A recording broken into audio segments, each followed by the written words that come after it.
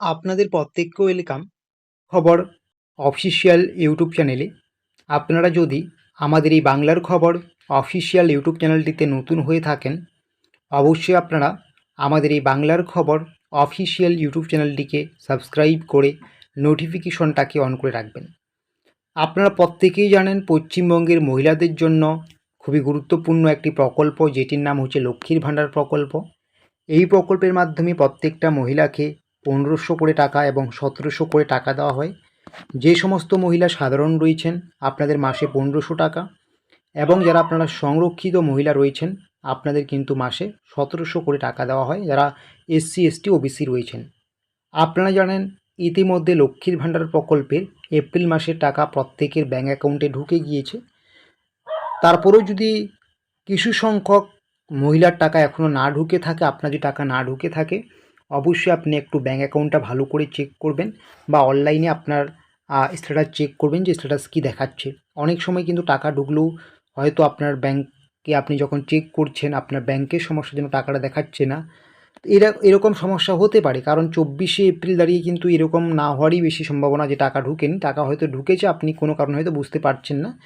যদি আপনি নিয়মিত টাকা পেয়ে থাকেন তো অবশ্যই আশা করি টাকা পেয়ে গিয়েছেন।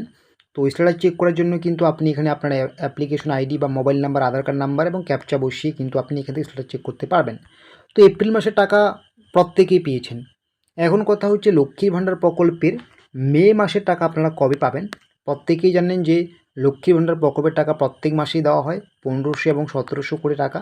লক্ষ্মীর ভাণ্ডার প্রকল্পের মে মাসের টাকা কবে দেওয়া হবে, এবং এই মে মাসে শুধু 1500 নয়, এবার কিন্তু 3000 টাকা দেওয়া হবে। মে মাসে কাদের 3000 টাকা দেওয়া হবে এবং কবে টাকা দেওয়া হবে।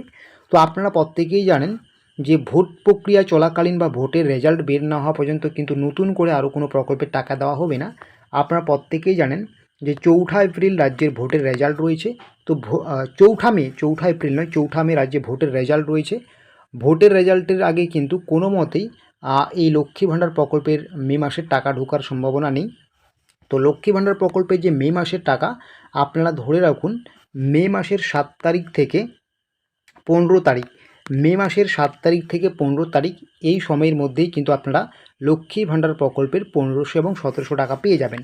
মে মাসের তাহলে লক্ষ্মী ভাণ্ডার প্রকল্পের টাকা কিন্তু আপনারা 7 তারিখ থেকে 15 তারিখের মধ্যেই পেয়ে যাবেন। এবং আপনারা কিন্তু মে মাসেও আপনারা পেমেন্ট স্ট্যাটাস চেক করতে পারবেন মোবাইল নাম্বার দিয়ে ক্যাপচা এন্ট্রি করে বা আধার নাম্বার দিয়ে ক্যাপচা এন্ট্রি করে এই অফিসিয়াল ওয়েবসাইটে। তো এই মে মাসে কারা পাবে ডবল টাকা?